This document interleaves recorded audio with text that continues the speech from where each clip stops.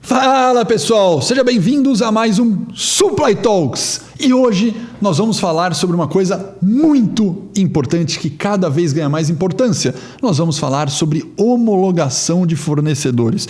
Nós vamos falar o futuro da homologação, vamos falar muito sobre tecnologia e se tem algumas variáveis ou fatores que estão mudando de homologação de fornecedores daqui para frente. Para isso estou aqui com Camila, muito bem-vinda Camila.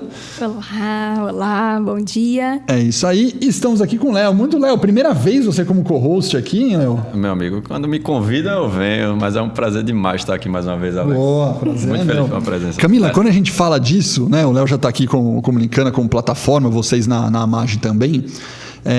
Antigamente era muito manual, né? Só que hoje em dia está entrando uma positiva onda muito forte de tecnologia na homologação. E você passou por uma história curiosa, né? Porque você falou, vou colocar a tecnologia aqui e primeira coisa que você vai fazer antes de liberar para os fornecedores, o que você fez? Testou, né? Como foi esse teste aí que você fez da plataforma, logo na largada na Amage? Fui testar, quase fui demitida. E aí, vamos lá, peguei, a plataforma está lá, não quero abrir para os meus fornecedores. Então, vou colocar lá um CNPJ. Posso ir lá, pegar um CNPJ qualquer, fazer um CNPJ teste? Posso, né? Tá lá, tudo permitido para a gente pegar. Não, vou pegar um CNPJ conhecido. Quero ver se a plataforma está certinha, se as coisas, os dados estão reais. Porque um CNPJ qualquer não vai me dar essa informação. Vou lá, pego um CNPJ conhecido, coloco rapidinho, gera tudo. Falei, nossa, rápido. Beleza, isso aqui funcionou, tecnologia puxou. Boa, vai me dar, né, agilidade no processo, tá perfeito. Risco alto, impossível. A plataforma devolveu essa resposta. Na análise dela, falou, esse fornecedor aqui, risco alto. Risco alto, grau de confiança, impossível, cara. Cara, CNPJ é conhecido, lembra? Você sabia que CNPJ que era esse. Não tem esse risco todo, tô fazendo alguma coisa errada. Deixa eu analisar. Legal, vou analisar qual é o problema. Conflito de interesse com funcionário. Você falou, rapaz. Como assim conflito de interesse com funcionário? Nome: Camila Mendes Ramos, sócio. Caraca, se botei um CNPJ muito conhecido, CNPJ onde eu era sócio. Onde era a tua empresa. Era a minha empresa, era uma empresa ali da família, onde eu tinha ali um percentualzinho, entrei como sócia na empresa, conflito de interesse. Por um lado, né, tive que correr para tirar esse CNPJ da base, mas a plataforma funcionou. Olha, mas você falou, cara, essa plataforma está muito advanced. Muito advanced. A análise foi certinha, Perfeito. Não me deu demissão. Não tá mais na base, tá? Não, tirou, foi só um teste. Não sou fornecedor, foi padaria, só um teste, hotel, outro tipo de negócio, não é um negócio que a gente vai comprar. Mas de fato, a curiosidade legal, acho que do ponto positivo da história, é que, cara, eu nem chutaria de largada, Léo, que a plataforma pegaria esse tipo de parâmetro. Eu vou falar de assim, básico, será que está com dívida, não está? Será que está com certidão negativa ou não? Será que tem funcionário irregular, sem CLT? Será que tem processo? Isso aí eu chutaria que a plataforma viria. Agora ela estava parametrizada com conflito de interesse colaborador, cara. Está no nível interessante. Nível interessante. Você tem história também, Léo, na Lincana lá de... Cara, essa parte de homologação de tecnologia que foi curiosa ou não? Tem muito, até principalmente porque a gente vê muito o lado do fornecedor da história, né? Então, fornecedor, como todo mundo aqui sabe, tem de tudo que é tipo, tamanho, né? E o pessoal, assim, os menores, ou o pessoal ali que a pessoa física se mistura muito com a jurídica, eu acho que faz as coisas mais engraçadas. Eu lembro de um evento que a gente tinha um serviço que antigamente disponibilizava os dados públicos do fornecedor na web e, ele já está lá, deixa o CNPJ aqui, e a gente achava, o fornecedor vai curtir, né? Ter já a página lá da empresa dele e tal, não sei o que lá. Essa era a minha hipótese, né? Pra ele, né? Expectativa, né? Realidade, chuva de reclamação, tira meus dados, tira daí, não quero daí. Eu falei, vamos criar um formulário para entender por que as pessoas querem tirar, né? Esse serviço nem existe mais, a gente descontinuou de tanto problema que a gente teve, mas assim, eram umas histórias hilárias, assim, as argumentações. Um cara lá colocou E aí a mensagem dele era basicamente assim, pessoal, eu sei que vocês não tem nada a ver com isso, mas é que minha ex-mulher, ela me persegue, ela é completamente maluca, ela fica batendo aqui no meu endereço toda vez, eu mudo o endereço da empresa, ela vem atrás, então eu sei que vocês não tem nada a ver com isso, mas Deus abençoe se vocês, por favor, tirarem. e vou ser bem sincero, esse foi um dos caras, um dos pedidos que mais reforçou a ideia. Eu acho que tem que tirar esse negócio mesmo, porque tem gente que está sendo muito prejudicada. Então, tem dessa, tem um monte. E é o que você falou, tem hora que mistura, né? Pessoa jurídica e o negócio é pequeno. Que loucura. Muito bom. Camila, se apresente para o nosso público aqui. Fala da sua posição hoje, se trabalha principais atividades lá na MASH. Então, hoje eu estou como Head em Gestão de Fornecedores. Eu acabei de assumir ali uma mistura, antes era só gestão de fornecedores, aí veio gestão de contratos, veio gestão de terceiros, veio governança, processos e agora sistemas. Então, assim, estou ali misturando fornecedores. Atualmente a área se chama Fornecedores e Processos. A gente realmente conecta ali processos na cadeia de fornecimento com tecnologia. E conta um pouquinho da MASH para quem não conhece. A MASH é uma empresa do agronegócio, matriz em Cuiabá, unidades em todo o Centro-Oeste, algumas unidades também ali no Norte. É uma empresa voltada para o plantio, né, e comercialização de soja e algodão e outros componentes. E a gente vai abrindo aí algumas outras frentes, né? Então, chegou lá num lugarzinho, aquilo ali não está muito bom, vai ter uma fazenda ali boa, vamos melhorar a comunidade como um todo, vamos botar uma PCH. Então, outras etapas vão acontecendo na MASH, mas ela realmente é uma empresa muito mais focada para o algodão, que é o ouro branco. Isso. Aprendi depois que entrei no agro. E a soja, que todo mundo já conhece muito. O agro é pop, né, Alex? Tudo entra em crise, o agro não entra em crise, não. Carrega o país, né? Esse ano de 2025... novamente, o PIB do Brasil só não está pior por conta do agro que está puxando. Estão prometendo super safra aí, né? Então, e pode vir, mas eu digo, já está sem a super safra e já está indo bem. Sim. E está puxando com o maior crescimento do PIB novamente. Isso. Eu tive o prazer, né, de ir lá em Cuiabá, palestrar lá na MASH, né? Vocês são clientes nossos do SupplyGo, nossa plataforma de educação, de desenvolvimento de times para supply e para compras. E eu pude ver o tamanho, né, da MASH, inclusive a importância na cidade, né? Isso. É uma coisa que a gente não tem, né? Às vezes eu sou de São Paulo aqui, a gente está acostumado com muito volume, muita empresa, todo mundo é grande. Cara, quando a gente vai lá e eu pisei lá, eu olhei e falei, caramba, uma representatividade muito grande, né? E são marcas do agro que, para o nosso público aqui, não é tão conhecida, né? Isso. A gente pega e fala, lógico, eu vou dar um exemplo aleatório só porque é top of mind. Você vai falar Coca-Cola, todo mundo conhece, McDonald's, todo mundo conhece. Perfeito. Né?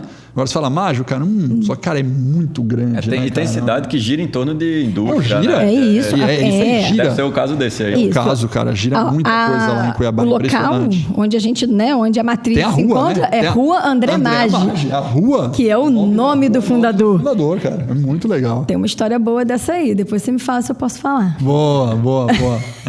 Léo, e você se apresente também. Cara, algumas pessoas me conhecem. Para quem não me conhece, eu sou Léo. Eu sou um dos fundadores da Lincana. E a gente é um software que faz essa parte de CRM, cadastro, homologação de fornecedores, automatizando, simplificando coleta de informações e documentos, principalmente para grandes empresas aqui, Brasil e América Latina. Muito bom, muito bom.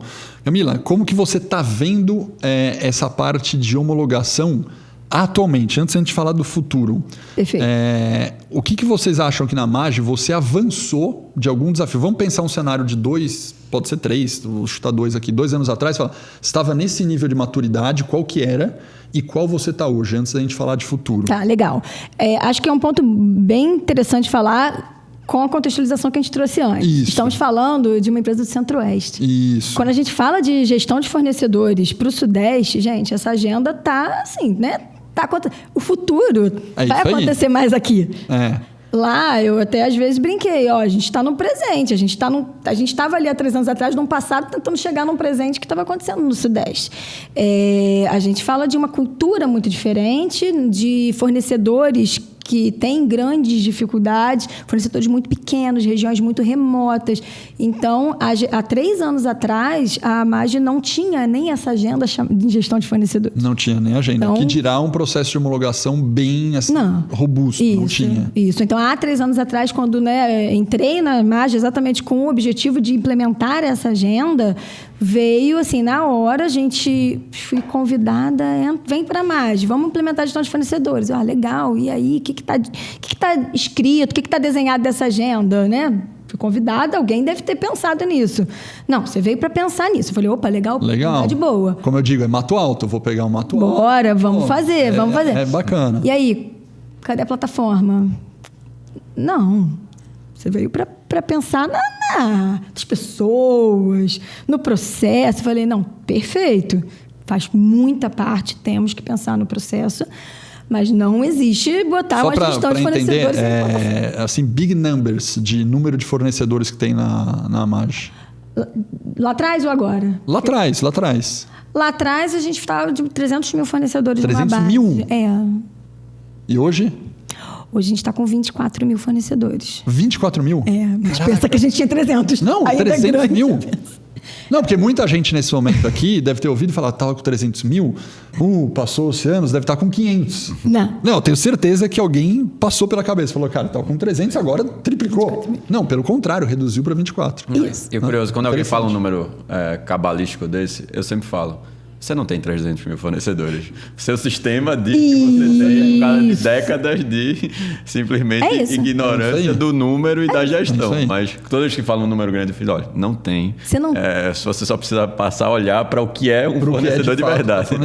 Legal, então tinha lá 300 mil... X, aí você olhou e falou, meu Deus. Não tenho isso. O que eu faço com isso? Eu tenho um software lá, eu tenho uma base com 300 mil fornecedores. Já negociamos com 300 mil empresas na nossa história? Provavelmente sim. Já conversamos. Negociamos, conversamos. Né? Já cadastramos 300 mil fornecedores.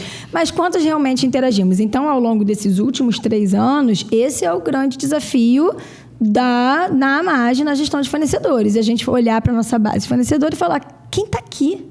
O que eu quero? Você já pegou logo de largada, isso quando eu digo, você chegou e falou, 300 mil, igual o Léo falou, não dá. Já tenho assim, um grande objetivo, né? Imagino você na época que você sentou na cadeira, falou, acho que já tenho um objetivo bem simples de identificar, que é preciso reduzir, filtrar e limpar isso aqui. Você já pegou na largada isso? Já vinha, né, dessa agenda de homologação em outras empresas, então eu sabia que essa base não ia funcionar na necessidade de ter uma agenda consolidada de gestão de fornecedores, ser a referência do agronegócio, que esse era sempre, e é o nosso desafio, ser referência no agronegócio em suprimentos, em gestão de fornecedores.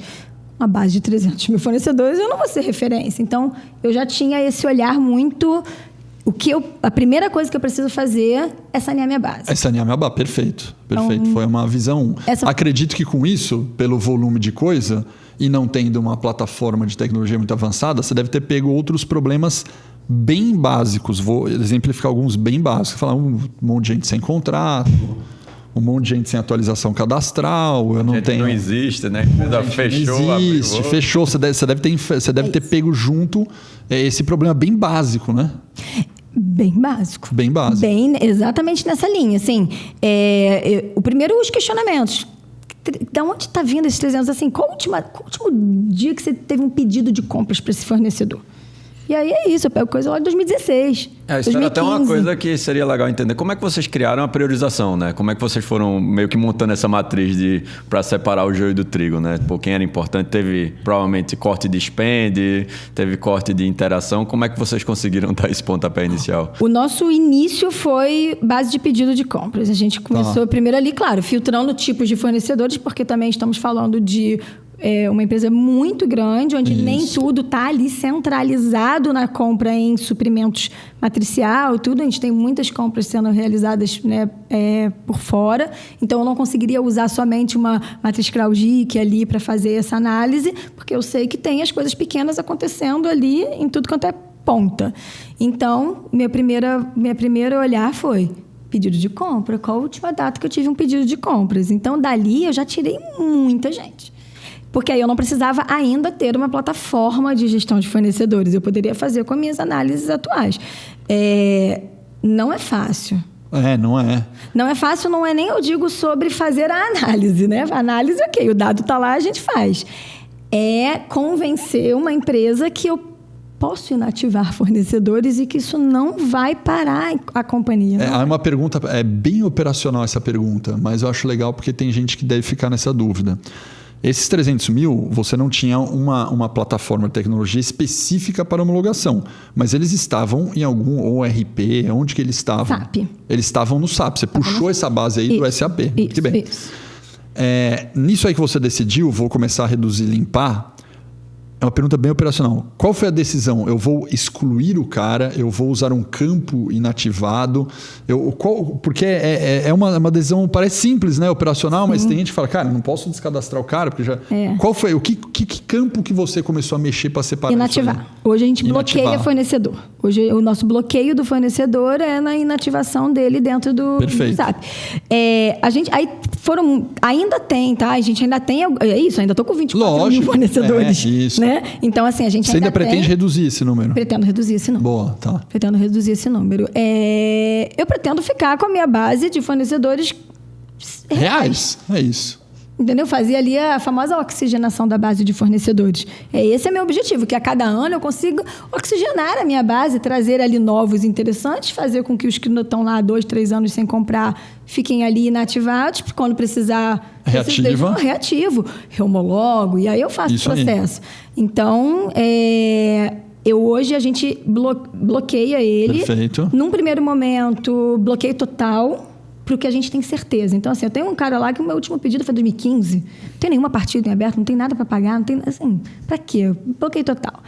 E a gente tem a possibilidade dentro do RP de fazer bloqueio para pedidos de compra. Então, esse também é uma estratégia que a gente usa para quando eu tô ali com uma dúvida do que está acontecendo, consigo só deixar ele inativado e botar ele para um bloqueio de pedidos de compra, porque na hora que eu tiver que fazer um novo pedido... Aí ele passa por todo um processo de novo, de atualização. São estratégias que a gente, ao longo do tempo, tá fazendo e voltando. Indo, testa uma, vê o que funciona, volta. E com muito relacionamento. Com muito alinhamento. Com suor ali de convencer que está tudo bem inativar o fornecedor. Que tudo bem inativar o fornecedor. Mas quem que, vamos falar assim, vou pôr uma aspas, quem que reclamava de inativar? Dentro da margem. Alguém pode ser o comprador, pode ser a pessoa do campo lá, do supply, de planejamento, pode ser o cliente interno, finanças. Quem que são os personagens, stakeholders que eu chamo, né? Dentro da margem, que falam, não vai inativar. Então, eu acho que é uma cultura da empresa, né? Que nunca fez isso. Chega uma pessoa ali, essa garota, e tá vindo lá do Sudeste com essa ideia aqui. No agro isso não funciona, não. E aí acaba que a área de cadastro de fornecedor, né, acaba ficando ali com medo, porque se eu tenho que inativar, será que depois eu vou ter que desbloquear? E isso vai me dar um trabalho operacional muito grande. Entendi. O pagamento importante vai ser bloqueado e vai travar a operação, né? Então, assim, compras tinha muito medo, né, disso acontecer. Perfeito. Então, sabe, então, o meu cuidado sempre foi muito grande na questão da base de pedidos. Perfeito. E o time de CSC ali, que tinha uma questão mais operacional, ele também tinha receio, porque isso poderia trazer uma demanda operacional posterior grande para um time. Na hora que eu nativo em massa 5 mil fornecedores, se eu tiver que desbloquear depois 5 mil, vai ser desbloqueado em massa? Vai ser cada dia um chamado para desbloquear fornecedor? Então, esse receio, que eu acho muito natural. Lógico, não é ruim. Né? A pessoa está pensando ali... O que essa ação vai me impactar? Trazer de impacto? É isso aí. Então... E não é só para... Lógico, você tem um conflito de interesse da pessoa, dela falar, vou ter trabalho, que chato. Tipo, ser humano, vamos dizer assim. Mas você tem indicadores, né? Então, eventualmente, alguém de compras que tem um prazo de SLA de entrega lá, ele sabe, cara, depois aí o indicador da empresa vai prejudicar, porque o que ia ser uma compra que ia levar um dia para eu fazer, vai levar 3 semanas e vai acabar com o nosso SLA. Perfeito. Né? Existe um conflito vamos dizer assim, da preguiça de ter que trabalhar, ser humano, mas existe o indicador de fato relevante para o negócio. Isso. Né? Acho que é justo, é válido, né? E aí entra muito na questão da gente ter processos bons para poder voltar esse fornecedor e com tranquilidade. Porque assim, não adianta, eu quero inativar essa base por quê? Porque eu quero ter fornecedores estratégicos para eu poder ter boas homologações, garantir meu risco, fazer tudo isso funcionar. Então, não adianta eu falar que estou inativando para depois desbloquear e voltar como estava. Então, o medo de... Como que é esse novo processo aí que vai ter que desbloquear e vai ter que passar por essa galera? Quando você passa, vamos falar, você passa um facão, qualquer coisa, não estou falando só de fornecedor. Cara, pode ser em política de pagamento de despesa comercial, só falando um negócio bem aleatório. Quando você passa um facão e corta tudo, né? Viagem, vamos cortar viagem na empresa. Cara, o grande medo das pessoas é, legal, cortou tudo, agora a gente vai começar a pedir de novo. Mas ele fala, cara, será que a viagem agora eu vou ter que comprovar por quê, que cliente eu vou visitar? O cara da área comercial pensa isso, fala, antigamente era só entrar no sistema e comprar a viagem. Agora, preciso falar qual é o cliente, por que eu vou ter que fazer reunião presencial, pode ser que demore, eu vou perder o cliente. Então, sempre tem um medo do processo. E vem aquela história de... E a urgência, né? Porque surgiu essa viagem e tal. Isso. E a cultura de que tudo é urgente, né? Porque todo pedido é aquele pedido... Tudo é aquele pedido que você pode mandar sem ter o fornecedor homologado. Isso. E aí você vai pegando os gaps daí, provavelmente, também. Exatamente. Esse é um ponto que natural numa mudança de cultura, mudança de agenda. Perfeito. Então, hoje, esse é o desafio. Nesses 24 mil, o que você... Daqueles básicos que com 300 mil era impossível, não tinha plataforma... Onde você já chegou do nível das coisas básicas? Então, vou dizer o seguinte, puxa, hoje desses 24 mil, eu já consigo ter a documentação, estou inventando aqui, né? Certinha. Eu já consigo sempre fazer uma atualização anual. O que você já conquistou por ter reduzido e implementado coisas novas? Então, aí o trabalho, né? Foi feito um grande trabalho lá atrás e aí agora o trabalho continua. Porque o que a gente fez? Olhar para fornecedor crítico. Então, eu preciso garantir que os meus fornecedores... definidos como críticos, né, baseado numa matriz de criticidade da companhia, eles têm que estar direitinho. Tá. Então, eu estou falando ali de uns 400, 500 fornecedores. Boa, então dos 24 mil, você segmenta, vamos falar, você fez uma outra coisa que é segmenta o fornecedor e nesse segmento dessa base inteira, você tem processos de homologação diferente para o segmento desses 400. Quantas categorias, digamos assim, você tem hoje? De processo diferente. Eu digo, eu tenho 400 aqui que vou inventar. Esse aqui tem que ter atualização cadastral, certidão negativa. Ou esse outro grupo aqui, basta ter. Esse outro grupo, quantos processos diferentes para grupos você tem? Então, na verdade, eu tenho 2 grandes processos diferentes. Eu seleciono só o meu crítico do meu não crítico. Tá bom, 2 grandes grupos. Então, tem 2 grandes grupos. Então, o meu não crítico é todo passado na Lincana e todo meu fornecedor precisa ter dados básicos atualizados de acordo com as consultas públicas. Tá. Sim, nas categorias que eles minimamente são. Mas, no fundo, ali atrás da Lincana, ele está olhando tudo a mesma coisa, porque ele está olhando só dados públicos. E aí, dentro do meu grupo crítico, eu já categorizo pelo escopo de atuação de cada um. E aí eu já tenho ali umas 20 categorias diferentes para tratar. 20 categorias. Então vamos separar. Esse não crítico está com a Lincana fazendo. Os 2 estão com a Lincana. O crítico tá bom. Isso mas ele está com a Lincana meio que, aspas, fazendo um trabalho de uma maneira mais tecnológica, automatizada, sem que tenha um olhar humano. Perfeito. É isso, né, Léo? Eu acho o que você já faz em termos de nessa base aqui, pode ser para outros clientes, mas estou pegando aqui como exemplo. Nesse não crítico, o que você valida hoje que você entrega para ela que o ser humano nem precisa olhar? Eu acho que o maior erro em homologação de fornecedores é você pegar uma base completamente heterogênea e querer tratar todo mundo igual. E a verdade é que, 300 mil, você sabe que sua base não é 300 mil. Provavelmente não é nem 24 mil, né? Isso. Mas vamos dizer que sobre 10 mil fornecedores. Tá bom. Crítico mesmo. São 500 fornecedores. Isso. 5%, sei lá. Vamos pensar. Então ela tem, só para pegar 10 mil, ativo 500 são críticos, sobrou 9.500 para você trabalhar para eles. Como é que você vai tratar esse cara que pontualmente alguém ali numa fábrica na ponta comprou, sei lá, consertou um ar-condicionado versus o fornecedor de agrotóxicos que faz o maior contrato dentro da máquina? Eu acho que o maior erro, quando eu vejo a homologação se tornar um obstáculo, né, dentro do universo de compras, é quando as pessoas não sabem tratar os desiguais de maneira extremamente desigual. Porque é isso que uma boa homologação é, você saber priorizar e em termos de processo. Qual é o espectro, né? Não existe, vamos dizer assim, tudo ou nada, mas você olha para uma linha do tempo e você fala, cara, quanto mais transacional, quanto mais pontual, quanto menos arriscado for, mais automatizado eu quero fazer. Porque Perfeito. mesmo que tenha pior dos problemas possíveis, o risco para mim é mínimo. Ah, mas esse cara se envolveu com mão de obra escrava, não sei aonde, lá em Taiwan. Cara, mas é a Calunga, é uma loja de departamento, comprou um computador. Isso não vai ter um impacto negativo necessariamente direto para você versus você ter um prestador de serviço terceirizado numa fazenda que eventualmente estava alocando mão de obra irregular. Perfeito. Isso seria muito pior. Então você tem que tratar esse cara de uma maneira muito melhor. Então, tudo que é automatizável, tanto do ponto de vista de coleta de documentação, quanto até rigor nas aprovações, né? Porque tem cliente que fala, cara, eu tenho que colocar N hierarquias, tem que passar por compliance, por privacidade, tem que passar... Tem mesmo. Você comprou um computador, por que é que você está querendo fazer todos esses critérios aqui, quando na verdade você só vai criar a animosidade, né? E volta aquele ponto que você falou, né? Quem é que reclama? É o cara lá na ponta que precisa do serviço ou do material, né? Então, eu acho que essa matriz aqui que a Camila comentou é a forma que você tem para justificar a sofisticação do processo. Porque ninguém vai questionar que o fornecedor crítico despende de milhões seja tratado de uma maneira rigorosa. Mas todo mundo vai questionar se aquele padeiro lá, o carinha que estava ali fornecendo uma coisinha muito simples for tratado igual esse fornecedor. Aí é um absurdo. Perfeito. Agora vamos pegar esse grupo, vamos chamar dos 9.500 aqui como um exemplo aleatório. O que é o básico que você, não só para a Maggi, mas para o mercado, você valida desse não crítico que é essa base? Qual que é a base que você valida de informação? Em geral, eu acho que a maioria das empresas ela vai olhar para um básico de cadastro. Eu chamo isso aqui de basicamente cadastro compliance, se a gente for simplificar bastante. O que é isso? Você vai olhar para dados básicos de CNPJ, situação cadastral, você vai fazer toda essa parte de coleta de informações de sócios, administradores. Por quê?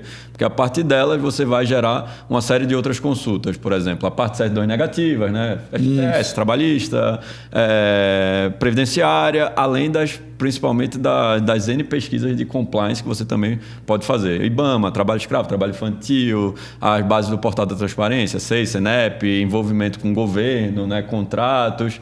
E você também pode sofisticar mais, aí entra um pouco na sua dúvida. Pô, mas como é que você consegue esse nível de entender se um funcionário tem ou não? Conflito de interesse. Tem várias formas de fazer isso. Pô, vou dar 2 exemplos. Eu acho que tem um da Camila, do tipo, cara, não são só bases, vamos dizer assim, externas. Você tem as bases internas da própria empresa. Perfeito. Então, o exemplo é, cara, eu gostaria de ser informado se algum fornecedor tiver algum vínculo com o funcionário, seja em momento de negociação, seja em momento de homologação. Como é que você faz isso? Cara, eu falo, a Maggi, quem é essa tua lista de funcionários ou parte relacionada? Sobe ela aqui, nessa plataforma, porque toda vez que um fornecedor novo entrar, eu te dou um alerta se tiver qualquer tipo de conflito, porque não é que necessariamente existe um problema, como no caso da Camila não existia. É que elas são alertas. Para esse caso, aí sim vale a pena ter alguém para analisar, entendeu? Então aí que o trabalho humano, o cuidado de falar, não, é só sócio, é uma coisa, essa cotação não tem nada a ver, tá liberado. Ou não, cara, o cara tá competindo, na verdade ele é o comprador, ele tá aqui, tá vínculo aqui a esposa dele. Isso aí pode ser e aí tem muito isso em comum, né? Existe muito, Camila, muito. Principalmente empresa feita a Maggi, que tem uma pulverização muito grande, né? Você vê isso muito em varejista, né? Que o cara contrata ele mesmo para prestar um serviço dentro de uma loja. E outro exemplo legal de conflito, que também vem em consultas que, por exemplo, também a Maggi utiliza, é você ver não conflito de interesses contratante e contratada, mas o conflito de interesse entre contratadas, no sentido de, pô, eu já tenho um fornecedor, né? Mas eu descubro que um outro fornecedor, na verdade, tem uma série de vínculos com esse cara aqui. É o mesmo sócio, a empresa controladora é essa aqui. Isso, por regra, é um problema? Não. Mas e se essas 2 empresas estão concorrendo uma com a outra? As 3 cotações, entre aspas, lá. É um cara lá fazendo cartelizando cotação. Então, você não gera custos adicionais, nem de tempo, nem muito menos, eu vou fazer uma consulta caríssima ali, para você adicionar uma camada a mais de segurança. De cruzar o negócio que eu acho que tem dado lá. É a grande vantagem da tecnologia. Você tem que usar como ativo, porque aí seu processo pode ser mega sofisticado para o cara pequeno, desde que isso não burocratize. Então, eu acho que essa tem que ser sempre a pegada. A gente fala muito que o principal é velocidade. Tem que ser velocidade. Mas segurança, compliance, beleza. Mas se você está colocando tudo isso em detrimento de velocidade, você vai gerar problema para o negócio. Então, você tem que saber que velocidade tem que ser sempre o maior objetivo e todo o resto tem que se adequar a um processo veloz, otimizado e o mais simples possível, porque a gente sabe também que engajar fornecedor para homologação é a pior coisa do mundo, né? Então, é outro desafio também. Camila, e no fundo, o que sai de resposta, então? Vamos pegar essa base do não crítico, daqui a pouco a gente entra no crítico. o que sai de resposta? Quando eu digo passou lá, foi para a Lincana, fez toda, validou o cruzamento, não sei o quê. Vem um score na plataforma, onde entra a interação humana ou não? Vem o score, libera direto, como que está isso hoje? Então, isso eu acho muito legal, porque, como o Léo falou, a gente vai atuar no que for interessante para a gente atuar. Então, Perfeito. A Lincana, ela me traz um grau de confiança. Ainda está esse nome, Léo? Ou mudou? A gente chama... Tava para mudar, né? Hoje a gente chama de score de risco mesmo, ou classificação de risco, porque tem as letras e tem a pontuação. Isso aí, desculpa, porque eu sabia que foi uma mudança que aconteceu ali. O conceito é o mesmo. Que é isso, assim. Então, ele vai me trazer ali, de acordo com o que eu selecionei. Para mim, conflito de interesse, para a Magi, né? Para a Magi, o conflito de interesse, pessoa física, né? Lá o funcionário com o fornecedor, ela vai me levar a uma pontuação alta, que aquilo vai ter a necessidade de um olhar humano. O fornecedor, fornecedor, né? Esse que você falou, que cruza um contra o isso, para a Magi, leva para um processo onde eu preciso da análise do meu compliance. Tá. Então, o meu fluxo vai sendo alterado ali dentro. Então, assim, se não tem CNPJ inapto, obviamente, né? Se não tem CNPJ, se não está numa lista de trabalho escravo e se não tem um fornecedor, pessoa com um funcionário, ele vai para um compliance de acordo com esse detalhe do fornecedor. Perfeito. Ou ele está aprovado. Então, assim, aprovado. A nossa massa é aprovada. Isso. Então, os meus 9.500 fornecedores, eles fazem meu processo de homologação com velocidade, com o que realmente a ponta quer. A ponta quer um fornecedor e quer chegar ao fornecedor. E a Magi, porque assim, a ponta quer o fornecedor, chegar ao fornecedor, eu não sei se ela está muito preocupada se está com risco do fornecedor, não, tá? Ela só quer o fornecedor. Isso. Né? Isso aí é lógico. Eu espero o fornecedor lá no sistema para poder comprar. Agora, a Magi só vai liberar esse fornecedor no nosso, aí no Copa, enfim, né? E que ele vai para o SAP, ele só vai virar um fornecedor homologado se ele tiver passado por toda previamente por essa análise. E a grande massa a gente não precisa de humano. Perfeito. Já que a gente falou muito de velocidade, vai ser bem operacional, mas eu adoro. A galera gosta disso, fala bem operacional. Vamos por o seguinte, vai ter um fornecedor, nem vou colocar que está nos 24 mil. Vamos pensar que entrou um fornecedor novo do zero, que algum comprador cotou, porque alguém pediu, X veio um pedido lá de compra de um fornecedor novo. Entrou, não é crítico, tá? Vamos pensar que ele é um não crítico, vai cair de largada nisso aqui. Aí, hoje é via culpa isso, né? Via culpa, isso. Né? O SAP está como RP lá por trás. Isso. Então, aí entrou o comprador, vamos pensar assim, direto, pedindo a homologação do fornecedor via culpa, chamou a Lincana, é isso, né? Isso aí. Lincana vai devolve um score. Esse devolve... Inclusive, o desafio de integrar todo esse processo também. É isso, né? essa é a minha... Esse devolve... Temos essa novela, tanto de você ter uma ida legal e também uma volta, né? Porque antes a Lincana nasceu não integrada, né? E aí a gente teve também o trabalho de falar, cara, mas tem que integrar para automatizar. É isso que eu quero integrar, é legal pra caramba. Então, imagina, o fornecedor, o comprador da Magi, em dado momento, ele clicou no botão.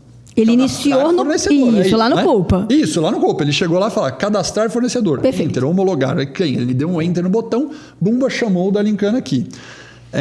Esse tempo seu é o quê? Dias, horas, minutos, semanas? Vamos pensar no não crítico. Não crítico. No que não tem nada. Não crítico. Aí é bem rápido. Minutos. Assim, porque... Minutos.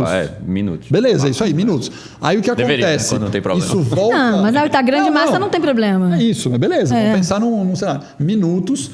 Volta na culpa a resposta do score e vai um alerta pro comprador hoje, fala, beleza, teu score é esse aqui, decide aí o que você faz. Não, hoje, na verdade, ele volta a Lincana volta pro SAP, cria o fornecedor no SAP e volta para o culpa. Na hora que dá o score direto, na verdade nem avisa o comprador, já cadastra. Porque cai na gestão de fornecedores. Perfeito. Então eu tenho meu time ali para poder fazer o mínimo checkzinho ali, homologado. Não, mas tem uma interação humana, no não crítico a gente está falando por enquanto. Então, hoje a gente integrou em dezembro, final de dezembro. Então a gente está nesse processo, nesse primeiro 3 meses, deixando ali o humano ali ainda. Ainda tem um exemplo, tem a tela lá que ele olha. Ele bota o aprovar. Aí ele põe sim. É um exemplo. Ele Aprovar. Isso, ele aprova. Isso, ele aprova Beleza, hoje. Isso aí, aprova. Ainda aprova, mas a gente vai evoluir para não precisar da aprovação. Quero conversar com você hoje à tarde. Tem algumas novidades que eu quero... Ao vivo aí pra galera.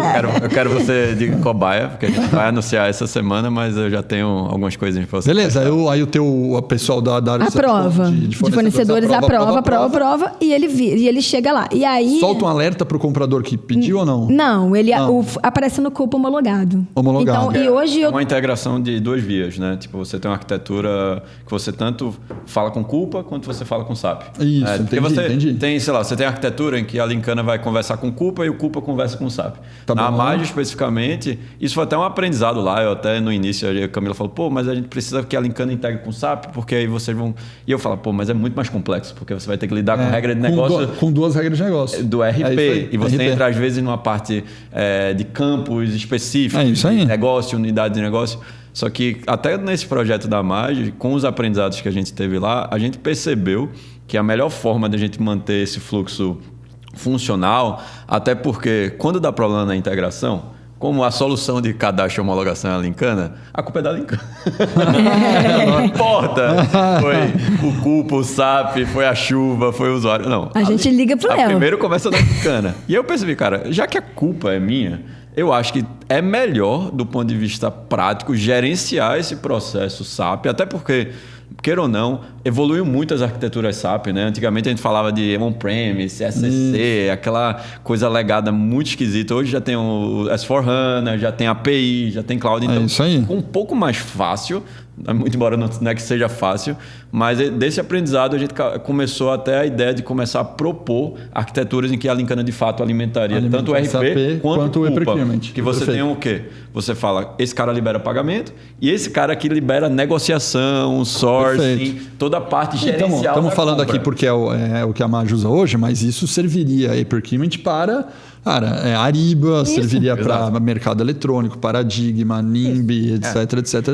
É isso. Que é isso, né? Você vai ter sempre esses 2 universos. E o grande desafio continua sendo, não é que está resolvido, mas essa questão de master data, né? Tipo, verdade, você não quer que o CUPA diga uma coisa, o RP diga outra coisa, a Lincana diga outra coisa. Isso aí. E o maior desafio de todos, independentemente da arquitetura, é, cara, como fazer isso ser viável. Porque o cara faz, o cara apertou um botão lá no SAP e alterou o dado bancário. Cara, como é que eu faço para o que o cara fez no SAP? Reflita na Lincana e reflita no CUPA. Você fala, cara, mas ele não pode mexer lá. Não, mas ele tá mexendo. Mas por que que... Calma lá, vamos ver como é que a gente resolve isso, sabe? Então vai surgindo os desafios quando você entra meio que nesse buraco aí. E hoje, como eu falei, a gente fez isso tem pouco tempo. Então a gente vive ainda esse problema. Ainda tem gente lá no SAP mexendo... desbloqueando um fornecedor. O que você tá fazendo RP. lá no SAP, desbloqueando fornecedor? Já dá aquela tentação de você pensar o básico, né? Vou bloquear, mexer em fornecedor no SAP. Acabou. A tentação já é. Porque eu quero ser dona de tudo. Isso, já dá aquela tentação. Não pode mais mexer. Entendeu? Aí começa a Camila proibiu de mexer no SAP. E aí, assim, aí tem os desafios sobre nossos tipos de fornecedores. A Amage é uma empresa que a gente ainda tem muito fornecedor pessoa física. Então, assim, a gente tem muito desafio ainda. Produtor rural, né? Produtor rural. Produtor rural, por exemplo, nunca tinha trabalhado no agronegócio com produtor rural especificamente. Então...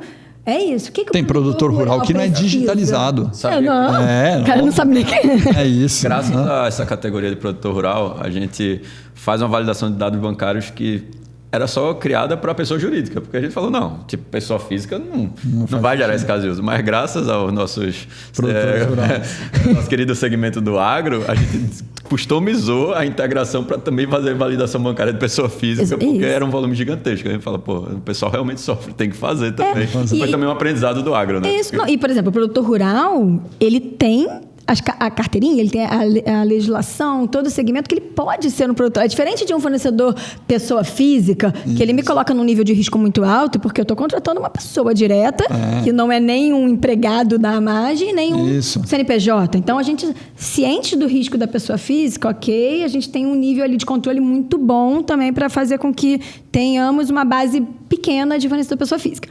Mas existe o produtor rural, Que ele pode, a lei permite, A lei tá aí, permite. tá tudo certo legal, para ele isso ser aí. produtor rural. Então é uma categoria que a gente não pode descartar e pensar assim, Isso. não quero mais ela. Não dá. Como aprender com isso. Como aprender com E isso. aí entra a gente junto aí nesse desafio Perfeito. de como E agora, para a aprender. gente fechar isso, daqui a pouco a gente falar do futuro, e os críticos? O que muda nesse segmento de críticos para você? O que muda nesse processo? Então hoje o meu processo antes, né? Antes da plataforma, ele era feito...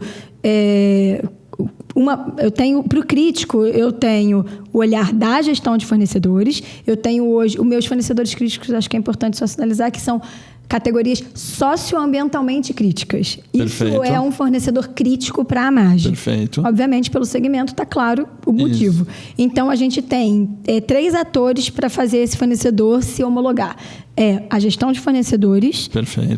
a área socioambiental, analisando todas as documentações ambientais daquele fornecedor, e a área de compliance, analisando todo o DDI, toda a parte reputacional desse fornecedor. Uma pausa aí. Essa área de socioambiental não está dentro do departamento de compras. Não. Assim como o compliance também não está dentro do departamento de compras. São gerências e diretorias diferentes. Perfeito. Que antes da Camila entrar já acontecia. Então, Perfeito, isso era um perfeito. processo que para a margem era um processo estabilizado. Só que era um processo que acontecia numa plataforma, que não é uma plataforma de gestão de fornecedores, era só uma plataforma interna ali de fluxo de solicitação. O comprador pegava lá todo o documento por e-mail do fornecedor, jogava Mandava por dentro da e-mail, plataforma. Era uma plataforma interna, né? Que você ia lá, colocava, o cara entrava, analisava e voltava para o comprador voltava para o fornecedor. No compliance já era o e-mail, nem a plataforma existia. Então, Nossa, a gente está falando ali de conseguir nenhuma centralização dessas informações. E hoje já está tudo via plataforma. E aí hoje é tudo via Linkana. Então hoje acontece da mesma forma, o comprador coloca lá no Coupa o CNPJ e escolhe o escopo de fornecimento. Perfeito. Essa é a informação que ele precisa e o dado, né? Claro, Isso o aí. e-mail ali daquilo tudo acontecendo. Na Linkana, a matriz já vai direcionar. Então, se a gente colocou lá um escopo de fornecimento, um dos socioambientalmente críticos, a gente faz com que automaticamente o fornecedor recebe o seu formulário de DDI para poder preencher. Perfeito. E o compliance entra no fluxo para analisar. Perfeito. Em paralelo, né? Os documentos vão sendo colocados, o socioambiental analisa. E no final disso tudo, a gestão de fornecedores que homologa ou não esse fornecedor. Perfeito. Então, a gente mantém uma centralização e um controle e uma governança da agência de fornecedor. Lá, via a plataforma, então, a pessoa do compliance que vai analisar, ela vai ter que analisar a documentação e dar um aprovado por ela. Na plataforma. Na plataforma. Perfeito. Mesma coisa no socioambiental. Ele vai receber lá um alerta, notificação, um e-mail, olha, tem fornecedor para você analisar. Ele analisa toda a documentação, dá um aprovado também. Nisso aí, o terceiro aprovado é da gestão de fornecedor dentro da área de compras, deu aprovado ali, liberou Aí está liberado. o fornecedor. Isso. Prazo, aí por curiosidade, prazo médio que isso está hoje, desse crítico? Hoje o nosso SLA está sendo bom, tá? A gente deixou isso inclusive em políticas, então o compliance ele tem 7 dias e o socioambiental tem 5 dias. Então o fornecedor crítico em paralelo, então ótimo. E a gestão de fornecedores tem 1 dia, porque Perfeito, já juntou ali, não dá para dar mole. Né, Léo? Entendeu? A gente tem 1 dia ali. Já é muito, né? Dependendo. Então, e aí é onde a gente entra em processo, né? Porque aí tem um sistema de urgência, aí a gente tem que realmente organizar melhor. Mas quando a gente está falando de fornecedores críticos, a gente está falando de uma massa menor, a gente está falando de fornecedores já conhecidos. Dificilmente o escopo socioambientalmente crítico não é um escopo centralizado em suprimentos ali na matriz. Eu acho que a importância maior de você estruturar um processo técnico é você se perguntar, cara, o quão objetiva pode ser a primeira análise para aí sim você jogar o fator humano. Porque às vezes a pessoa fala, não, eu tenho que passar o olho. Mas, cara, como é que você passa esse primeiro olho? Vamos supor que é um questionário de DDI, né? Isso é um tema que a gente está explorando agora. O cara responde, tem perguntas de sim ou não. São 10 sim ou não. E você quer dizer, cara, se ele responder pelo menos 3 não, eu quero passar o olho. Então você quer dizer que você não quer passar o olho se ele responder tudo sim, por exemplo, né? Então vamos automatizar essa parte. Não. Isso. Eu quero olhar para todos, porque para mim... Então, se você conseguir condicionar o processo para ser objetivo, para a conformidade e aí humano para não conformidade, o SLA médio vai cair absurdamente. É isso. Porque os 7 dias só vai caber para o cara que disse os 3 não. Para o cara que de fato tinha, sei lá, um problema ambiental, ele tinha um auto de infração, teve um embargo num terreno que aí alguém teve que ir lá analisar para ver se tinha alguma coisa a ver com aquele empreendimento, aquele fornecimento, né? Então, ainda existe uma resistência das áreas técnicas de perderem o controle do processo, porque não é gestão de fornecedores. É socioambiental, é compliance, às vezes é segurança da informação, às vezes é privacidade. Existe, e é natural, feito que Camila falou, né? Esse receio... Porque aí eu vou falar, eu fui formado, né? Ainda brinco ainda, mas fui formado em processamento de dados. Eu era desenvolvedor de sistemas, né? Essa é a minha origem, né? E trabalhei muitos anos desenvolvendo. Acho que ninguém nunca foi atrás para ver se era verdade. Alex, ele tá falando isso, a gente acredita. É só todo abrir mundo já comprou, o pessoal da live comprou, mas... É só abrir aqui o código e eu codo na hora. Eu vou adicionar. Eu codo na hora. Vou fazer uma análise crítica. Faço queries agora. Aqui, ó. E ver seu grau de confiança. E aí, eu acabei aprendendo a desenvolver essa questão de interpretar, para eu poder programar bem, de interpretar o que está na cabeça e saber entrevistar, que se chama licitação, inclusive, né? Você entrevistar o usuário, digamos assim, para entender o que ele faz para eu tornar isso um código. Né? Cara, eu desenvolvi durante muito tempo. E eu acho que isso é um trabalho muito importante. Porque é o que você falou, o cara tem insegurança, porque ele é muito louco, mas o próprio ser humano não sabe exatamente qual critério ele usa. O cérebro dele processa tudo ao mesmo tempo, ele não consegue separar. Eu vou dar um exemplo interessante que quando eu mesmo percebi e comecei a trabalhar nisso. Antigamente, os eventos da live, eu que era o líder do time que fazia os eventos. E lá no começo, quando eu entrei, tinha uma lógica de falar, pô, esse palestrante é bom, esse não é. Aí eu falava pro time, não pode convidar esse palestrante para o nosso evento, para palestrar na maratona do Supply Chain Fórum de Compras. Isso aqui não pode. Aí o time, por quê, né? Não, porque não está dentro do perfil. Só que eu bati o olho, por exemplo, só para falar um negócio de hoje, né, no LinkedIn dele, eu batendo o olho eu já sabia se esse cara pode, esse não. Mas no final tinha alguma informação ali no LinkedIn que eu analisava, que o meu cérebro processava meio embolado. E aí eu falei, não, para eu treinar a minha equipe, eu vou ter que decodificar o meu cérebro do que eu olho no LinkedIn.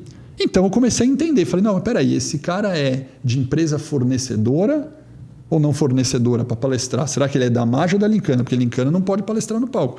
Falei, mas então eu preciso passar para a minha pessoa uma lista de fornecedores, parceiros, que ela não pode convidar para palestrar, porque ele é um parte. Então, para mim, eu bati o olho e já sacava, entendeu? Falei, então isso aqui é uma informação. Segundo, quantos anos ele está na empresa? Há 3 meses? Não faz sentido, se ele está 3 meses no cargo, chamar para contar um case, porque ele não tem case ainda. Vai ficar meio fake. Falei, então, eu queria um outro parâmetro. Ele tem que estar pelo menos 2 anos na empresa. Legal. Terceiro, ele está num cargo de alta liderança, gerência, diretor? Não, então não posso chamar o estagiário para palestrar, porque o estagiário não vai palestrar no nosso evento. Aí eu comecei a criar critérios. E aí eu peguei todos os critérios e passei para o time de eventos, que começou a validar como checklist. Mas é muito louco, porque eu bati o olho, em segundos eu já sabia falar, esse pode, esse não pode. Mas o meu time não conseguia. Até eu conseguir descrever todos os critérios que eu analisava, desde pegar no LinkedIn, por exemplo, recomendação. De ver as recomendações e o que tem de skill do cara. Às vezes o cara de compras, fala, esse cara aqui vai falar de negociação. Aí eu olhava nas skills do cara o que ele fazia e o cara era de gestão de fornecedores. Cara, mas ele não negocia nada. Não tem uma pessoa falando, nossa, é o melhor negociador. Eu falei, não, dá uma olhada no que recomendaram o cara. E eu consegui decodificar. Quando eu consegui decodificar, a equipe ganhou autonomia. Mas eu estou brincando nesse exemplo que é simples, né, para todo mundo entender, porque a homologação é igual, né? Se você conseguir decodificar o que o avaliador faz, você consegue colocar em parâmetros mais objetivos dentro da plataforma. Não é gestão de fornecedores, não é cadastro problema, são as áreas técnicas. É isso. Então, Exatamente. mas o desafio é como que a gente sabe e aprende a entrevistar, decodificar a cabeça deles para, de alguma maneira, um eventual futuro, estou inventando aqui, né? De vocês falar o socioambiental, né? Que é importante para vocês, talvez no futuro isso seja decodificável com informação que hoje ele está analisando, porque na cabeça dele tem uma experiência. Ele sempre precisou analisar dessa forma. Ele sempre fez isso. Mas ele tem critério. E se a gente conseguir extrair o critério, talvez o socioambiental seja automático no futuro. Eu tenho até uma história engraçada sobre isso, que era um contexto muito similar. A área era compliance. E a gente estava com dificuldade de implementar um projeto, porque, teoricamente, quando existia a primeira análise, existia a resposta ao questionário de DDI, né? E aí existia uma etapa manual de validação que esse cliente chamava de primeiro nível, para observar, fazer essa análise, fazer uma análise de integridade e, em seguida, aí sim, chegar ao processo para o segundo nível, que seria, de fato, o compliance, vamos dizer assim, mais técnico, né? E a gente não tinha uma forma tecnológica de fazer esse manual. A gente não tinha essa funcionalidade. Tipo, não tinha. E aí eu falava, mas beleza, mas qual o critério de passagem manual? Não, tem análise, integridade. Não, mas tudo bem. Me fala como essa análise funciona. Aí pronto, aí chegou lá. A gente usa essa consulta aqui. Aí eu, beleza, mas o que essa consulta é? A gente tem essas 4 bases. Aí eu, legal. E aí, como é que funciona a análise dessas 4 bases? Aí, mas como assim? Eu fiz, se ficar tudo verde aqui, o que é que acontece? Aí a gente passa direto. Aí eu fiz, legal. Então, e se eu tiver tudo vermelho, né? Aí a gente tem que passar para lá. Legal. E se tiver pelo menos um vermelho? A gente passa também. Eu fiz, então já tem. Se eu tiver uma forma de toda vez que aqui tá vermelho, eu já automaticamente passar. E se tiver verde, eu nunca passar. Resolve o problema dessa etapa manual? Resolve. Mas, cara, eu demorei 2 semanas para conseguir descobrir isso. Isso. Porque tava travado. Por quê? Mas porque é isso que eu tô falando. Eu sou um cara de produto, né? E a demanda vem, precisamos criar uma funcionalidade para uma passagem manual entre o nível 1 e o nível 2 do compliance. Eu falo, cara, por que precisamos fazer isso? Deixa eu entender. Vai lá, você entra, passa lá horas conversando até entender. Entendi. Porque agora. É isso, eu preciso sacar a cabeça do cara. Que, de novo, eu contei o meu caso da palestra, porque eu mesmo não tinha sacado. Aí que me... mas esse é um lugar que eu acho muito interessante. Até quando eu tive esse desafio de assumir sistemas e processos, tô tendo esse retorno do time muito positivo, porque a gente ficava em 2 áreas apartadas, né? Então, a área pensava no processo e eu ia lá e era cliente da área que pensava na tecnologia e falava assim, eu quero isso. E assim, cara, você quer isso por quê? Às vezes a pergunta não dava tempo de acontecer, porque eu sou uma cliente chata. Eu sou uma cliente que eu quero e vambora, eu vou, né? O Léo sabe um pouquinho disso, né? Mas quando a gente começa a juntar isso, você se questiona, você tem que dar resposta. O teu time aqui tem que dar resposta para aqui, tá tudo com você. Você fala assim, calma aí, nós somos parceiros, a gente precisa se reconstruir. É isso aí. E aí eu acho que é um papel muito legal quando a gente tem os parceiros tecnológicos pensando dessa forma. Assim, isso aí. Qual é o ganho que a gente tem que fazer? Me faz a pergunta da tecnologia que talvez eu, como processo, não esteja conseguindo fazer. E aí as perguntas vão vindo e a gente vai se reconstruindo. Então, é a pergunta certa até você não ter mais resposta. Cara, e uma coisa, acho que muito legal sobre esse ponto, semana passada, a gente teve um evento que a Eloise Epstein, que ela fala muito sobre procurement, ela, enfim, é uma referência muito grande. Ela estava falando desse contexto, né? A gente sempre falou muito em tecnologia, pessoas e processos, né? Tipo, quantas palavras... Clássico. Eu fiz isso no meu MBA em 2015 eu estudei isso. É isso. Uma coisa muito legal do que ela falou, e me marcou muito que ela falou que, esse conceito está morrendo. Tecnologia, pessoas e processos está morrendo, porque, na verdade, você vai continuar tendo pessoas, obviamente. Você vai continuar tendo ferramentas, né? Você vai ter tecnologia, só que em vez de processos, você precisa ter inteligência. E é isso que nessa vibe aí de inteligência artificial e agentes e tudo mais, a gente está trazendo, que não vai ter mais aquele processo engessado, que todo mundo diz, não, mas faz assim, dessa forma. Você vai tentar trazer inteligência, inclusive com tecnologia, para querer basicamente desconstruir o processo. Falar, cara, vamos dizer quais são as nossas premissas e o processo a gente gera a partir das premissas e não a gente se adequa ao processo. Isso. E do processo a gente define o que a gente vai fazer. Então, foi muito legal entender que, de fato, o processo como metodologia, eu acho que ele vai se transformar muito, pegando o gancho do que a Camila falou. Agora, o questionamento não vai ser só as pessoas que vão fazer. A gente vai trazer inteligência para questionar os nossos próprios processos e premissas, né? Até porque não dá para fazer... O conceito de esse processo vai funcionar para todo mundo está longe. A gente já sabe na prática que isso não funciona. Então, é a inteligência que vai fazer uma definição simples ali de um... O processo vai existir do básico. E aí ela vai abrindo as possibilidades das mudanças em cada nívelzinho daquele processo, porque tem necessidades diferentes, tem pessoas diferentes, tem riscos diferentes, então eu não tenho como ter um processo único mais. Isso aí, aproveitando, vou falar da pós de compras agora. Na nossa pós de compras, a gente tem uma aula que chama SciPoc, que a gente montou faz tempo. SciPoc é um método de processo de você pegar, né? Ali onde fornece, o input e tal, até a saída. E a gente ensina os alunos a mapear o processo. E a gente também tem aula no de compra, que é meio louco, mas a gente tem aula de Lean, ensinando as pessoas a usar o conceito de Lean para mapear processo e melhorar os processos de compras. Mas o Lean já é, por essência, ser enxuto, né? E tem uma coisa no Lean na nossa aula que a gente fala de Iragemba, que é um clássico, né? Termo de Lean da Toyota, que veio de lá. Que é Iragemba, significa o seguinte: vai e observa como é que é, vai entrevista as pessoas, tem que ir no chão de fábrica para você conseguir coletar. Só que eu tô brincando com um negócio desse, né, que tá na aula lá. A brincadeira eu não sei até que ponto Iragemba vai se manter vivo. Por quê? Porque antigamente você desenhava o Value Stream Map, VSM do Lean, você desenhava ele no fluxograma na mão. Aí, lógico que na mão hoje você tem as plataformas, né? Chega o Visio, o PowerPoint, Chart, Flowchart, Mindmap. O que você quiser, você desenha os quadradinhos, põe a setinha, vai arrastando na... Fica bonito. Mas, hoje com a tecnologia, você vai ter dados coletados que a própria tecnologia te monta o processo e sugere a melhoria. E não mais necessariamente a pessoa ir ao Gemba, né? Então, o cuidado que a gente está tendo na aula da pós, inclusive quem quiser a pós, né, pessoal? A gente vai deixar o link aqui, se quiserem desconto para a pós e fazer a nossa pós MBA em compras está aqui.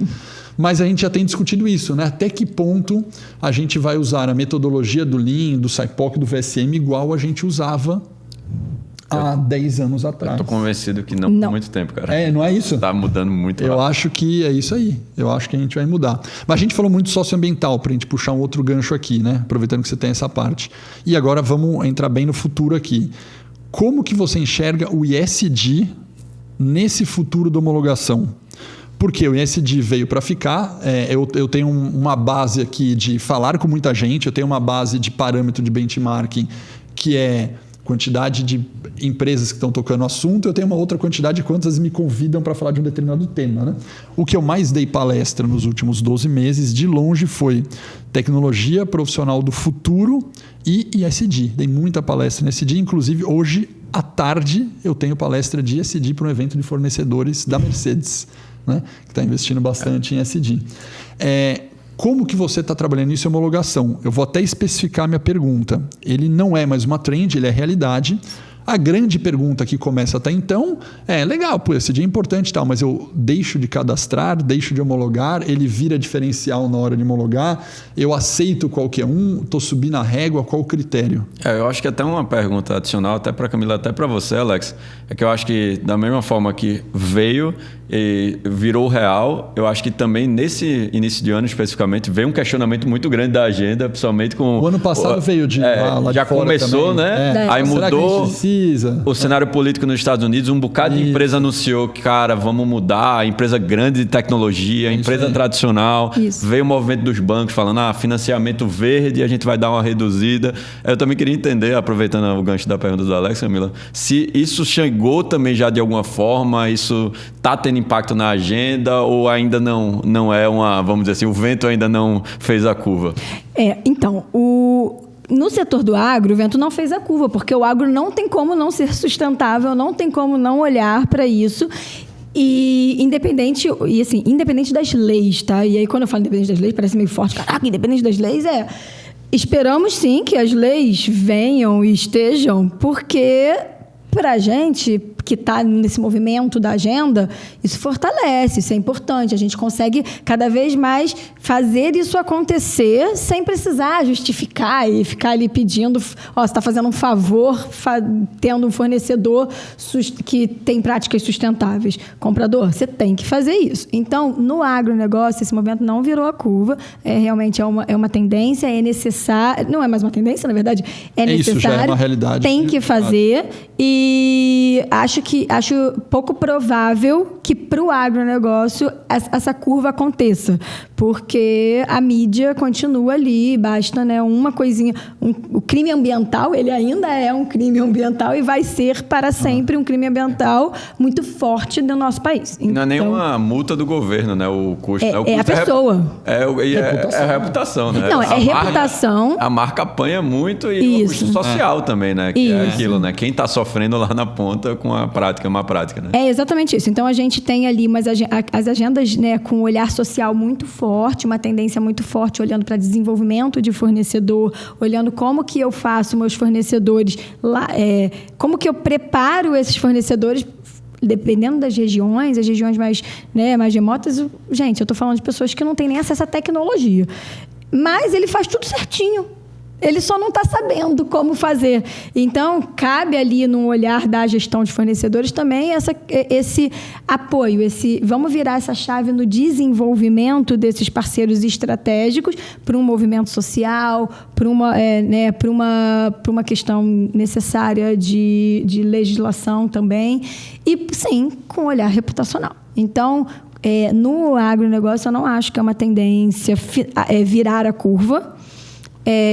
Espero que não seja, inclusive, entendo que faz sentido alguns cenários políticos não tá dando essa ênfase toda, mas é um lugar que eu acredito ser necessário para termos bons fornecedores. E aí, como na prática hoje... Na prática, o que avançou para você? Tem avançado. Na parte de critérios, né? Isso, prática, e aí é isso, critérios. Isso então, o movimento que a gente ainda está na AMAGE, lembrando que é uma agenda, apesar da gente já analisar criticamente fornecedores socioambientais, é uma agenda em compras nova. Então, para o comprador, a agenda de gestão de fornecedores ela é nova. E, então, a gente vai ali muito voltado para as nossas categorias de diretos, que são as categorias que a gente consegue já ter um início de um olhar de compras sustentáveis, de como fornecedor... Não dá mais para olhar só para preço, não dá para olhar só para entrega, mas eu também ainda, no cenário atual, eu ainda não consegui colocar o critério do socioambiental acima do... o critério ISD acima da agilidade. Então, assim, o preço está tudo certo. Eu posso ter fornecedores mais caros que façam práticas sustentáveis. E a gente consegue olhar para isso como hoje um ganho. Você conseguiu... A gente, assim, numa exagero, categoria, né? ali... numa categoria ali muito selecionada. Isso. Desde que o quê? Não impacte no meu tempo. Ele vai entregar dentro do que ele ia entregar, ou ele está demorando muito mais tempo porque ele está aí, sei lá, fazendo. Então, o foco sempre vai ser agilidade. Eu vejo que, independente se o ISD vai continuar como está ou se vai virar, a agilidade é mandatória. E que critério que você incluiu nos últimos... Vou inventar liderança feminina. Estou pegando alguns aleatórios. Hoje... incluir também diversidade. Não, incluir... se ele tem alguma questão de documento, trabalhista de risco, trabalho escravo. Quais foram os critérios recentes que você incluiu? O risco de trabalho escravo é um que a gente sempre olhou, não tem como ter. Como hoje eu tenho uma agenda de gestão de terceiros junto dentro da minha agenda, eu acabo conseguindo fazer as conexões ali na gestão de terceiros, olhar ali aquele CPF, como que está aquela empresa como um todo. Então, a gente traz isso como uma conexão. Tem a autoavaliação ISD, que a gente coloca também dentro da Lincana. Então, o fornecedor, na hora do processo de homologação, e aí crítico ou não questionário. Crítico, só não é mandatório, porque eu também não posso travar. E é uma autodeclaração até então. Autodeclaração até então, e então eu coloco ali, e eu tenho a minha avaliação da performance, o pós do fornecedor que eu também. Então, a unificação disso tudo vai alimentando essas categorias mais específicas de informações. Esse questionário ISD, que é onde eu chutei alguns critérios aqui. Isso. Você usou, por exemplo, algum modelo do Ethos, algum modelo da Lincana? Foi um modelo baseado no Ethos. Baseado no Ethos, construído junto com a minha área socioambiental. Perfeito. Então, foi um modelo validado pela diretoria ISD da empresa e foi colocado dentro do processo para 100% dos nossos fornecedores. Eles têm essa possibilidade de resposta. A gente não colocou ainda como mandatório. E hoje você ainda não está validando essa autoavaliação que ele está fazendo. Mas você pretende fazer essa validação? Pretendo. A gente está com esse relatório há pouco tempo, foram 3 meses, depois foi pós-integração, e a gente vai fazer agora o primeiro TRI, fechando março, a gente vai fazer o primeiro TRI de puxar essa base. Quantos fornecedores responderam? Eu nem sei ainda quantos fornecedores responderam. Para depois esses que responderam estão dentro do meu crítico ou do meu não crítico? Isso, perfeito. Quantos dali, que dados são esses que eu consegui coletar para de fato alimentar uma análise ver se ele não crítica? mentiu na autodeclaração. Isso. E aí, como eu tenho outras agendas que consigo fazer a interface, então eu consigo ali selecionar, por exemplo, fornecedor de serviço de obra. Né? Eu tenho lá o escopo dele. Meu fornecedor de serviço de obra, ele passa por uma avaliação de performance. Então, ele já está numa categoria de avaliação de performance. Ele está numa categoria onde eu preciso fazer gestão de terceiros, porque se é obra, tem que fazer então, não tem como. Então, eu consigo fazer... O meu objetivo agora para frente, né, esse próximo ano, é como eu conecto essas agendas, como eu conecto esses dados. O ano passado eu preciso construir informações, me munir de informações. Esse ano, meu objetivo é pegar essas informações, unificar e trazer respostas e resultados para o meu comprador. Perfeito. Então, esse é o meu 2025. Boa. Esse é meu e aproveitando nisso, a pergunta vai para os dois para a gente fechar. Qual que é o futuro nisso? E vamos falar agora de tecnologia, de IA generativa. Qual que é o futuro disso aí que você imagina de homologação? Você já deu uma coisa que você quer para o ano. O que você imagina de futuro para você? E depois perguntar para o Léo em relação à tecnologia. Então, para mim, o futuro da homologação é tecnologia. Não tem como não estar junto. Na verdade, não sei nem mais se é futuro, é presente, né? É passado, é presente. Futuro é que vai implementar. Agora, eu vejo muito a integração. Então, eu preciso que cada vez mais as coisas se conectam. Quando eu penso num ciclo, né? Num end-to-end ali na cadeia de procurement, eu preciso fazer com que ele comece certo, mas que ele finalize certo. Então, não adianta eu parar e me preocupar lá no final do encerramento de contrato somente. Então, eu preciso lá olhar desde o meu cadastro do meu fornecedor, uma excelente homologação de fornecedor, passando por uma boa gestão de contratos, fazendo uma avaliação da performance, garantindo que o meu terceiro entre, encerrando o meu contrato. Então, o meu futuro é como integrar essas tecnologias todas que estão acontecendo em alguns lugares em paralelo, dar uma resposta única se esse meu fornecedor é realmente o fornecedor que eu quero. Então, hoje, para mim, esse é um dos grandes desafios. Isso é o desejo. Esse é um desejo. E aí, Léo, o que Mas é um desejo de roadmap desenhado, hein? Boa! Tá desenhado. Depois eu venho contar. Cara, eu acho que o que a Camila está falando acaba que você percebe que certas coisas nunca mudam, né? Tipo, as prioridades, né? A gente acabou de falar aqui, cara, sei lá, 30 anos que a gente fala que compras quer fazer as coisas de maneira mais rápida, né? Tipo, a gente precisa time to market, né? A gente tem que estar lá, tem que estar com o negócio ali na frente. E eu acho que quando a gente fala de tecnologia, a gente obviamente tem muita hype, né? Porque agora é IA generativa, são os agentes, são os operadores. A gente até a gente fez vou chamar aqui de rebranding, porque de fato foi um rebranding na Lincana, e um artigo que eu escrevi sobre isso foi falando sobre que o essencial nunca muda, né? No final das contas, você pode estar num momento novo, num momento diferente, mas até quando você está propondo ser algo diferente, você tem que lembrar que o diferente, muitas vezes, é saber focar no essencial de verdade, né? Então, quando a gente fala de tecnologia, por exemplo, no contexto de homologação de fornecedores, eu não estava mentindo quando a gente estava falando no início sobre velocidade. A minha maior prioridade hoje ainda é automatizar o máximo possível esse processo. E que legal que agora, por exemplo, com inteligência artificial, isso era até uma das coisas que eu fiz. Camila, você vai ser minha cobaia, porque a gente, de fato, está colocando isso para frente agora, é usar esses mecanismos para fazer coisas que antes a gente não podia fazer. Por exemplo, né, uma das partes mais chatas e mais manuais da homologação, então a gente até está chamando isso de homologação no piloto automático. Eu estou comparando meio que com o paradigma de você dirigir um Tesla, né? Você fica lá. Se você não quiser, o carro vai sozinho para o destino. De vez em quando ali você pode intervir, você pode pegar. Então, para mim, a homologação de fornecedores deveria funcionar dessa forma. Perfeito. No padrão, é automático. Eventualmente, para coisas muito específicas, críticas, você mexe. E aí, coisas que não dava para fazer 100%. Validação documental, né? Tipo, o fornecedor manda o documento, quem é que vai analisar o alvará, a licença, o certificado, o dado bancário? Eu fiz, cara, essa fronteira você hoje tem muita automação, por exemplo, na parte cadastral, mas eu tinha alguns gargalos na parte documental. E a tecnologia, 2, 3 anos atrás, não estava lá. Não estava madura, né? Aí uma coisa que eu queria, por exemplo, mostrar, que eu vou, na verdade, mostrar para a Camila e também quero explorar mais em relação aos outros clientes, cara, hoje está muito mais fácil e a gente já tem implementado o documento documento entra, a gente converte esse documento em texto, coloca um agente para interpretar esse documento e faz o que a gente chama de copiloto de revisão. Ele gera todo o input de esse é um documento válido, está batendo com o dado lá do fornecedor, o endereço é esse, tal, aprova. Não é porque isso aqui tá... Não, isso aqui na verdade no cartão do CNPJ o cara mandou, já reprova. Então a gente começou a colocar algo para os documentos mais básicos, onde a gente está testando, tipo alvará de funcionamento, balanço patrimonial, contrato social. É por aí que a gente está começando a testar, para depois gerar, obviamente, a economia de escala. Sei lá, alvará sanitário, certificado de Polícia Federal para produtos perigosos da categoria XPTO.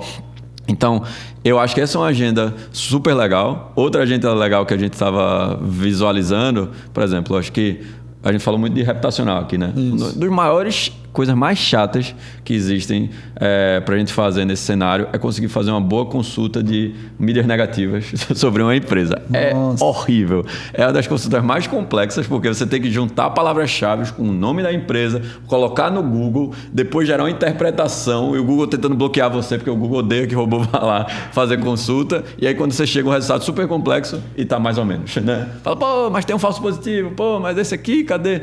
Então, com, por exemplo, esse novo paradigma de inteligência artificial, esses modelos, e alguns deles são específicos para isso, eles são feitos para interpretar coisas que estão na web de maneira super estruturada e refinada.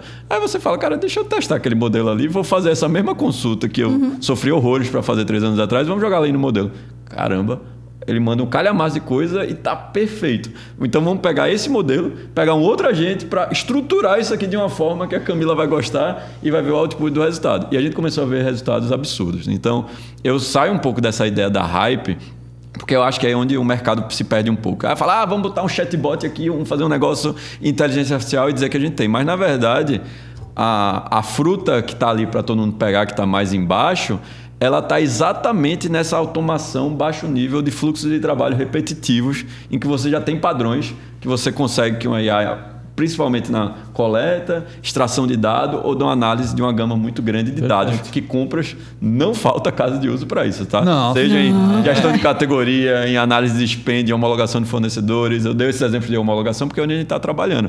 Mas eu acho que esse conceito vai mudar assim radicalmente, né? Essa palavra agentes, né? Agentes de IA, eu acho que vai entrar muito no vocabulário das grandes empresas e, obviamente, também dos fornecedores de tecnologia, porque eu estou bem empolgado assim de muita coisa legal. Que dá pra fazer. Agora me empolguei também, né? Então... Se empolgue, porque o ano passado eu trouxe isso no Fórum de Compras, a minha palestra de Trends Technologies, eu incluí a gente no ano passado.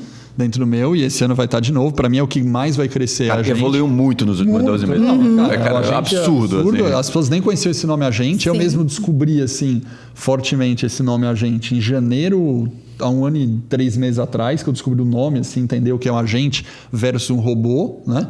Porque já tinha muito robô, e tal, mas qual a diferença entre eles? Você já ouviu agora no Operador, que foi um dos últimos agora? No Operator? Os Operators. Agora que é você criar o agente que vai operar no seu browser. Ou seja, eu não gosto de usar esse sistema aqui que ele é muito chato, então por que eu não crio? Que é a versão refinada do robô, né? Você fala, cara, vou colocar esse cara para ele interpretar a tela, clicar nos botões e puxar o negócio para mim. Esse para mim já é outra loucura aí que tá vindo. Porque na verdade, vou falar bem macro, né? O grande conceito aí do agente diferente é que aí sim o agente ele vai fazer parte do seu organograma. Isso. É pensar que fala, cara... É mais um colaborador meu aqui que me apoia pra caramba. É um analista de gestão de fornecedor que faz um monte de homologação de documento. Isso. Esse é o Joãozinho, a Mariazinha... E vai estar no organograma. Esse é o meu mais caro. Esse é o meu top. Falou, cara, se daqui a 1 ano você não tiver pelo menos 20 agentes de IA trabalhando para você provavelmente vai estar errado. Porque alguém já vai estar fazendo isso. Mas vai demorar para entrar. Mas ela está certíssima em termos de trend e o que deverá ser colocado em prática.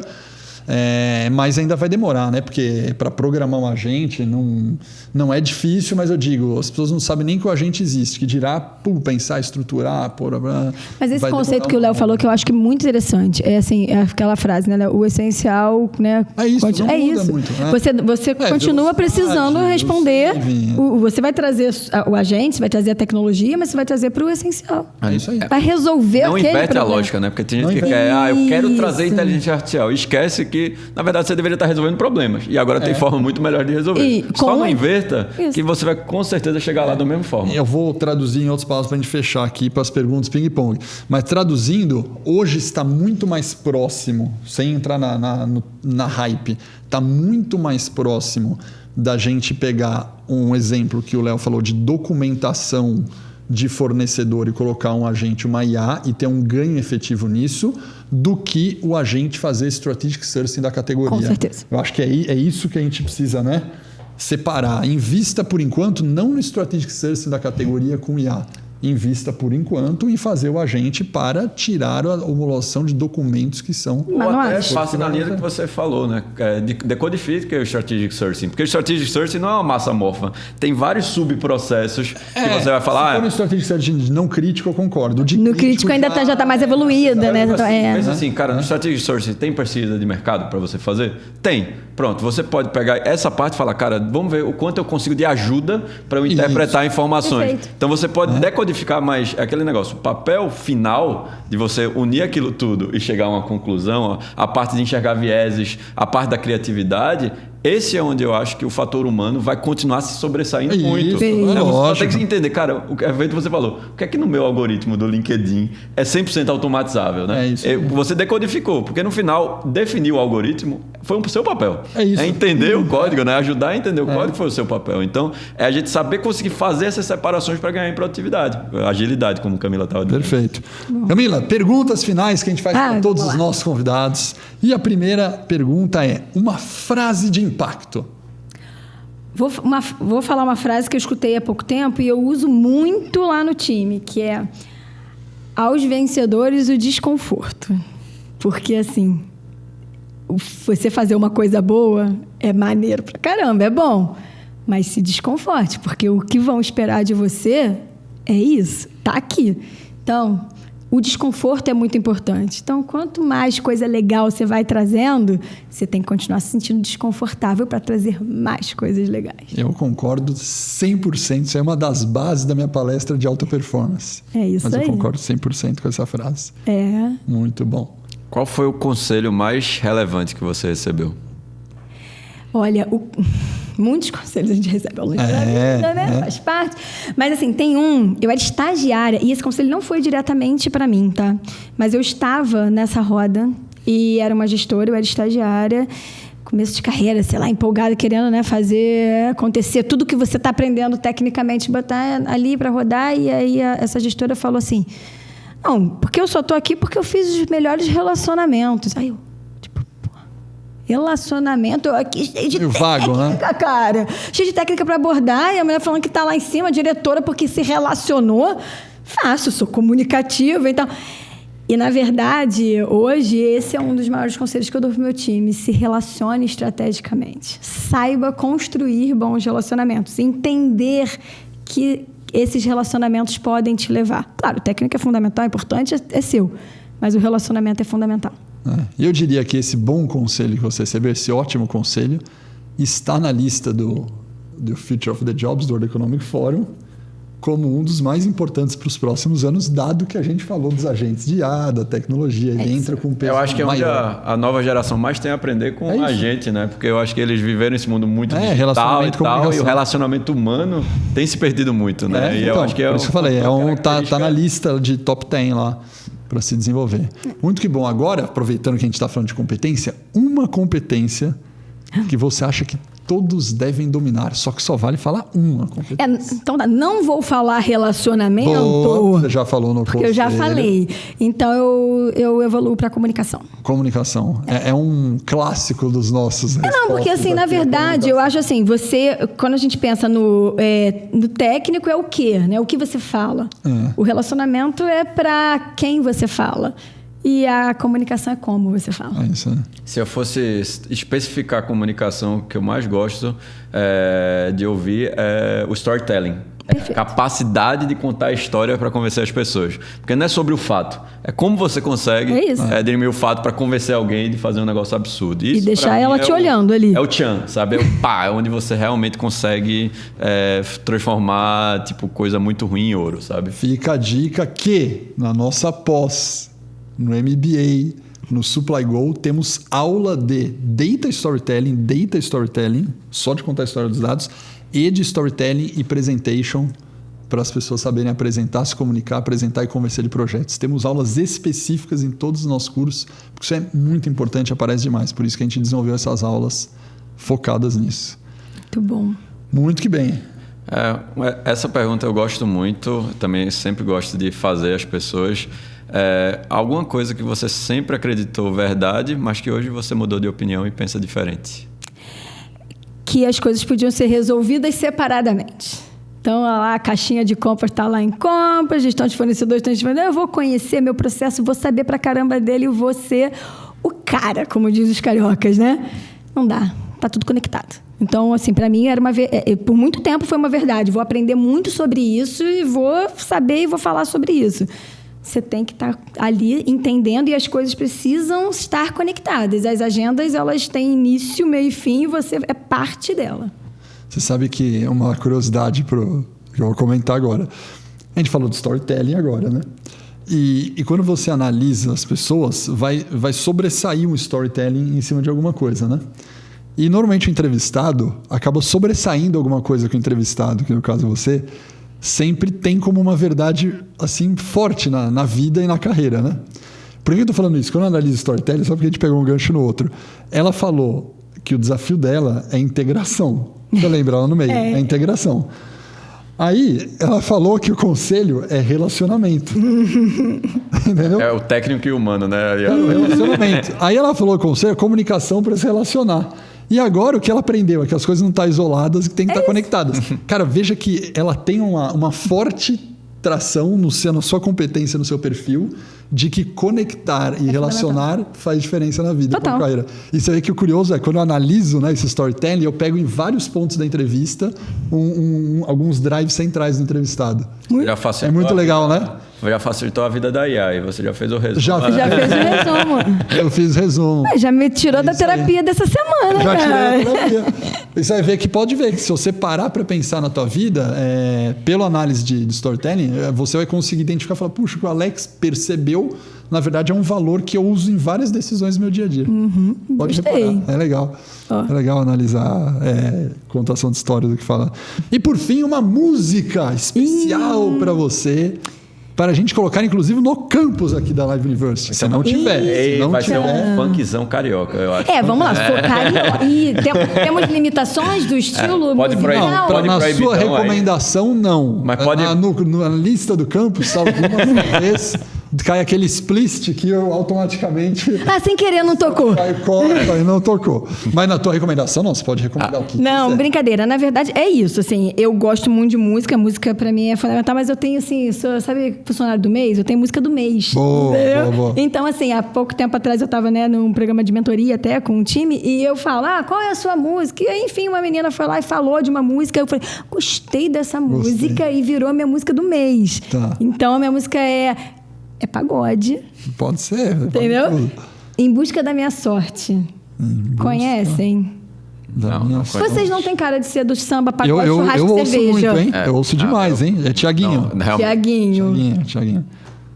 Aqui, ó.